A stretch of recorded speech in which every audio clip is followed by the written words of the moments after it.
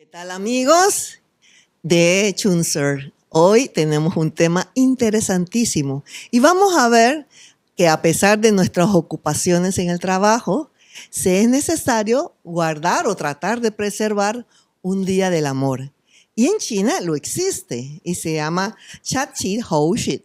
Entonces es el Festival de Qixi, que este año, en el 2024, se celebra el 10 de agosto. Veamos cómo podemos dar bellas sorpresas sobre el amor. Entonces, ¿de qué se trata ese festival? Hay una mitología o un cuento de hadas de un romance entre dos personas que al final los padres se opusieron a ellos y tal vez no se podían ver solamente una vez al año cuando los cuervos formaban un puente del amor y entonces esa era la única vez en que se podían ver. Después de eso, nada que ver. Y aquí hemos tenido la invitación al pastor Gary Chan de la iglesia CEFC para que nos den unos pormenores sobre esta cuestión. Hi, Pastor. Hi, Welcome Anna. to Chunser. Thank you. Thank you for inviting me. You are going to do something unexpected that we haven't done here. It's talking about some things to be considered when you're going to fall in love with somebody. So my first question, what will be your initial requirements for something like this with the Quixie Festival? When I first read the story, actually, I know the story kind of, and then it's a beautiful story. Most people look at this as a love story, and they just really love the way this relationship and everything. As in the Bible also says God is love. So when you compare God's love versus this story, and actually we can even call it a fairy tale on this story, and that's a little bit a difference between how the Bible teaches us versus the reality.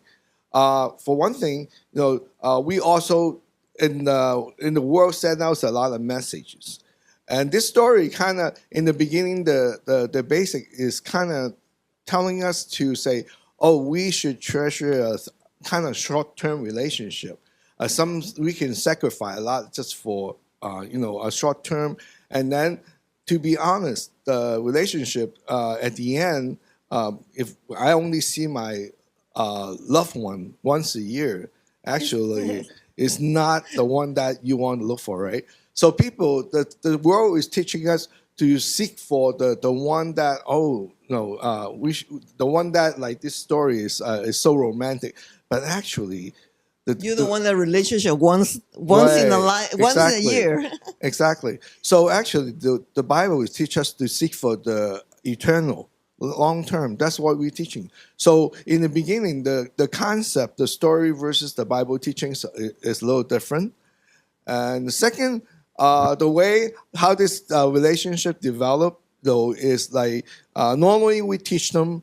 No, we don't make decision based on our own body, our own thinking. As human being, what do? We pray. We pray first, and then obviously the story didn't say anything about praying. And then also a second thing is we need to get advice. We get advice before you start a relationship, probably with your parents. It's just like what the Bible say in Colossians 3:20. It say, "Children, obey your parents, and for this is how you please the Lord."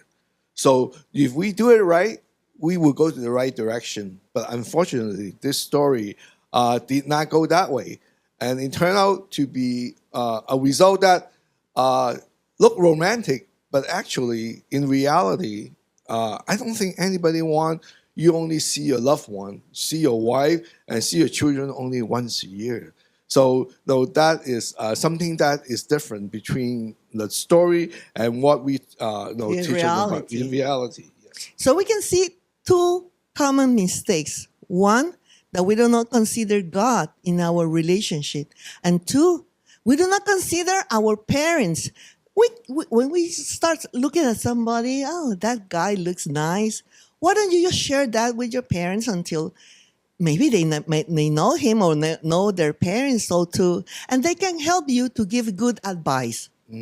So, what would you recommend to our young people to be aware of When they start the when relationship, starting a relationship? yeah, like I said, I think the word is starting is already too late.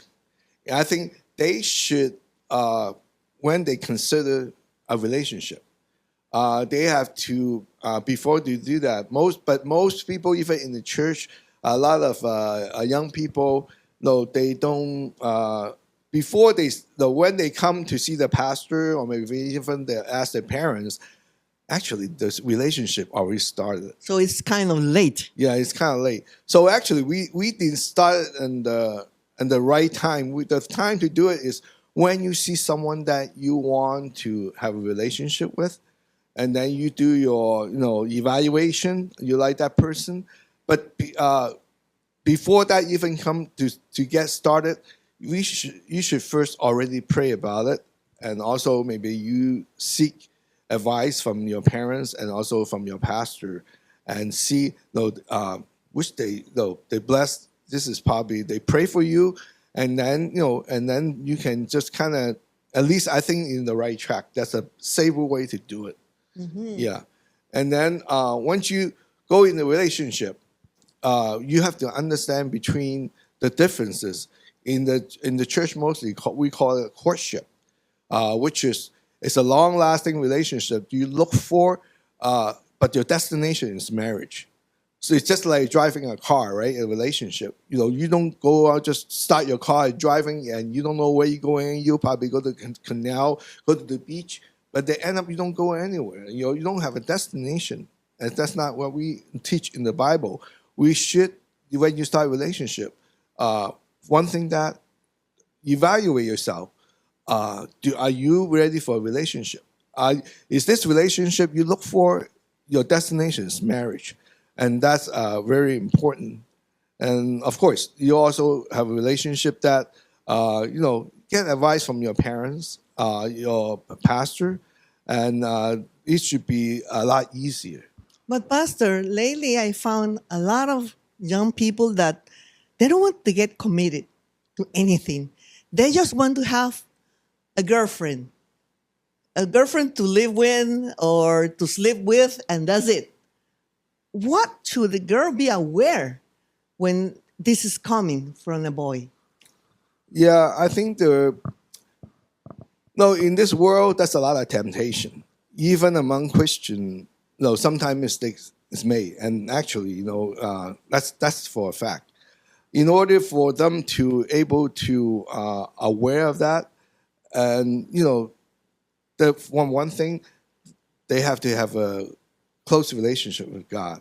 No, doesn't what we said here or anything, and that they just won't able to obey because the temptation is just too big over there. So for one thing is when you go to meet for a girl to meet a guy, to find out what is the real personality, not just upfront, but inside. Like he's looking fine, Yeah, the funny, people. handsome, Yeah. So have money. yeah, and then is the person that able to help you to increase your relationship with God. No, that's also important. You don't want to find a boy which is like pull you away from God, and that's very. That's why most of the time we hope that the girl or boy, either way, they should find someone. No, they want to go into a courtship. Also, as a Christian. That reminds me a lot of the situation in church where boys will go attend the church just to look for a good girl. So this is funny. Lately, I've read in the comments on Facebook that they are not going to the church. They're going to the paddle to see if they can find a good girl. Yeah. That's the world taught us. We say, oh, you can see more girls, so more experience, or which one is right for you.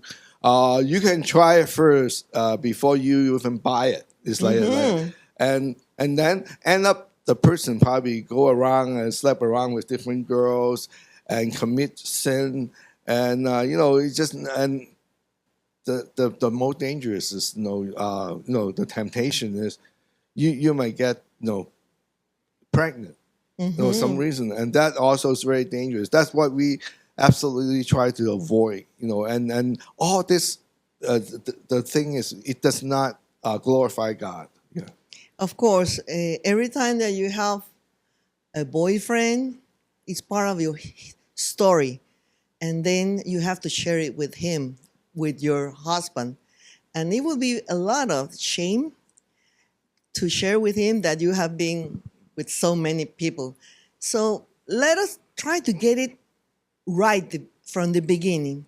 Why don't you just develop a close relationship with God? And He will guide you through different ways to find the right one. He's not going to make you try one or two or number three.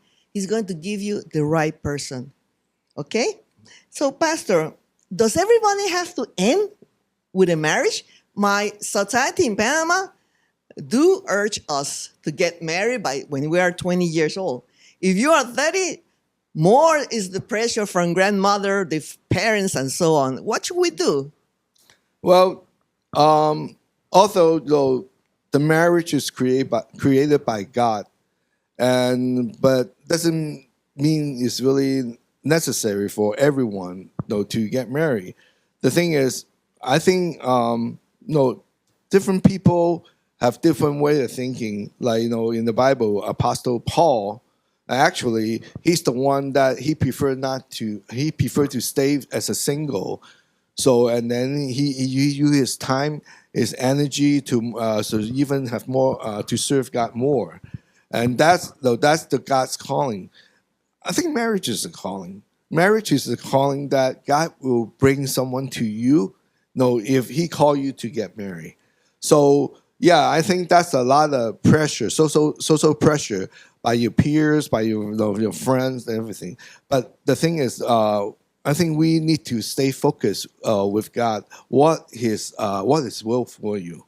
I think, and then, but even if you stay single, do not use that freedom and commit some sin. Especially on the sexual immorality, and that's a no. So we try to understand that God's call. If God's called you to stay single, I don't see any problem.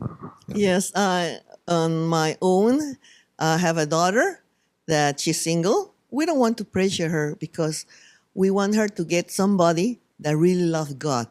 So He will love her very much. What else can we share about this society?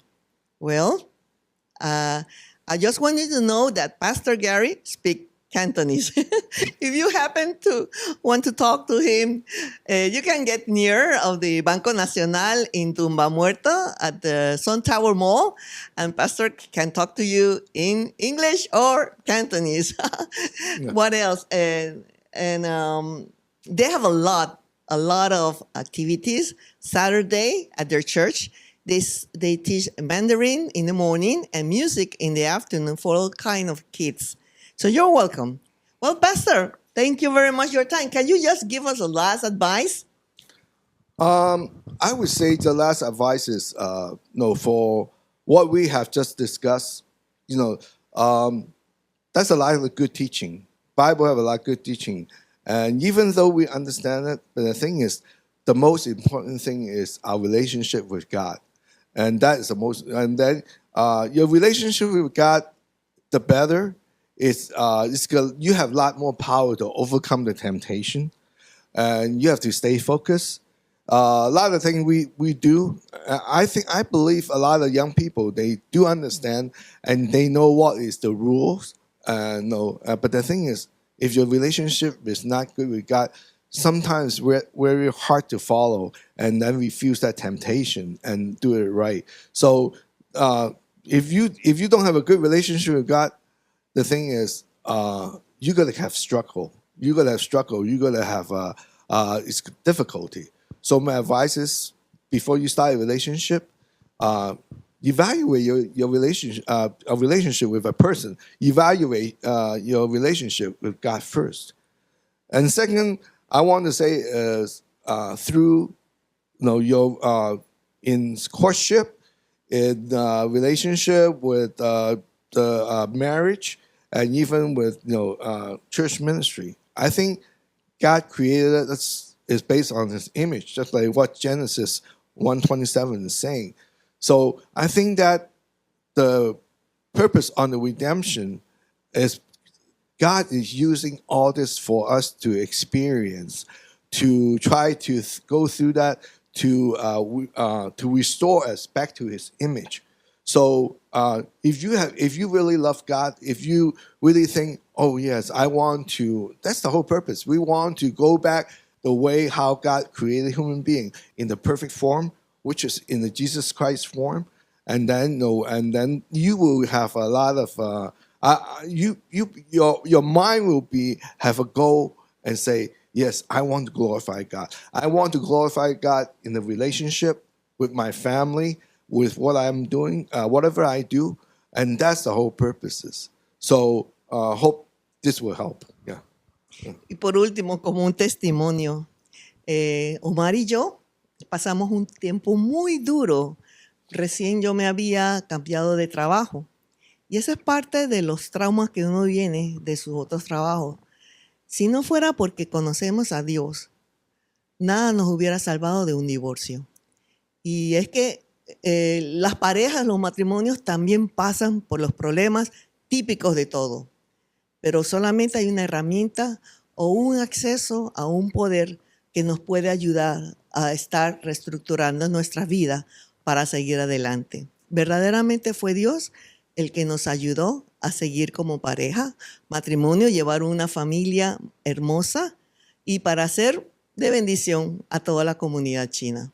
Entonces, le agradecemos mucho el tiempo que ha estado compartiendo con nosotros, de estar viendo nuestros podcasts y entrevistas, y esperamos que igual sea de bendición, de prosperidad para todos ustedes. Nos vemos. Hasta luego.